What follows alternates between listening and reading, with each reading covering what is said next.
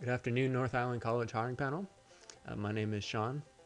I'm here to impress you with some of my tech savvy abilities. So I put together this little slideshow using Camtasia Studios, which was one of the requested skills that the successful applicant of this position demonstrate. On that note, let's talk about library spaces. In an ideal world, if space and money were not be an issue, the perfect library would probably resemble Trinity College in Dublin, as seen here. But since money and space are always an issue, I want to ask you a question about priorities. The question is one that I came across during my studies that changed the way I think about what it is that librarians do. And the question is this: what is the difference between an archivist and a librarian? An archivist, simply put, is the person who keeps absolutely everything related to a particular subject. In contrast, a librarian is a person who makes available only the newest or the most important information.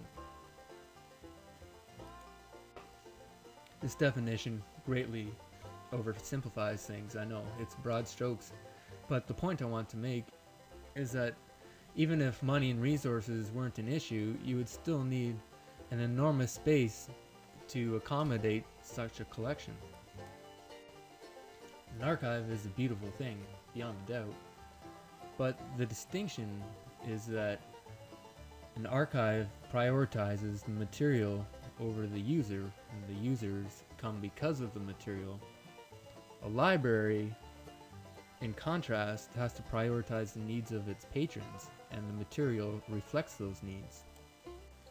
And since we don't have this much space, we can't keep everything, and of course we shouldn't try, because in reality, rather than Trinity College, what you get is something more like this. Or like this, and eventually, of course, this. So, how do we get from something like this, which is great by the way if you're ever lucky enough to have something like this in your own home, to something that's maybe a little more user-friendly for our patrons? Well, we start with this,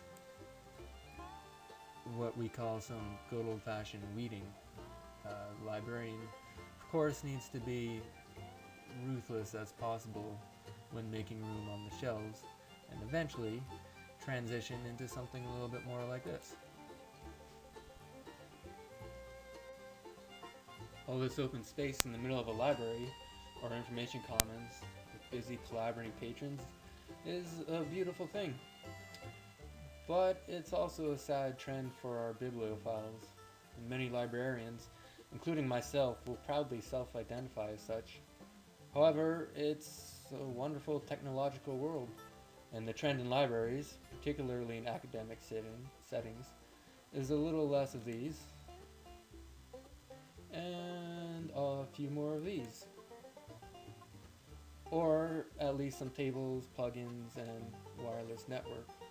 And of course, the key to it all is databases. Proper, all-encompassing, expensive subscription-based databases. Products such as EBSCO have already become indispensable to academic libraries. During my MLIS, I used maybe 5% of all my references were hardcover books for various projects. And I never referenced any hardcover journals at all because they were all online.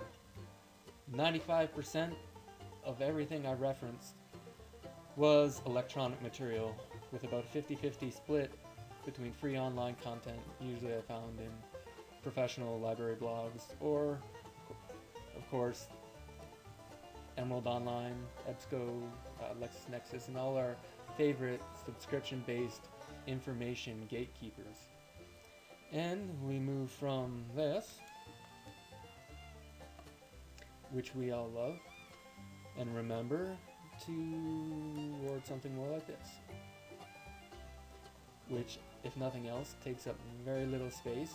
It's savvy, it's user-friendly, it has Web 2.0 capabilities, And we take all those books out, and we do a little bit more weeding, and eventually we build towards something like this.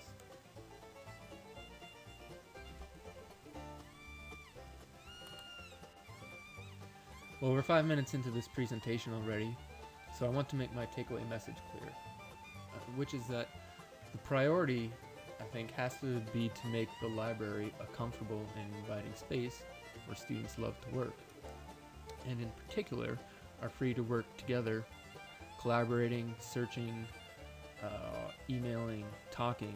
And these are things that I believe are important. And I've only visited the North Island College Library just once before today to take a look around before starting this presentation, so I can't comment on the trends here, but what I saw from the patrons seemed to support this idea. I noticed that all of the group study rooms were in use compared to a single person in the quiet study room. And the other thing I noticed was that among the students who were studying quietly by themselves, most of these patrons seemed to be in the front room rather than the desks along the wall. Personally, front room is where I would prefer to be, simply because it's an inspiring space. And a comfortable space is something we all want. So, generally, I think that if the desks are moved from the wall and the stacks are pushed aside, the library opens up to become a space that prioritizes our patrons' comfort and leverages the value of the space the small academic library has available. But a balance is important. We need the books and the materials, and the present physical collection can never be replaced. But I think too that information services are moving towards favoring electronic resources, and this can be a major advantage to a small library with limited room. Thank you very much for your attention and for this opportunity to speak with you here today, and I'm looking forward to continuing the conversation with you presently. Thank you very much.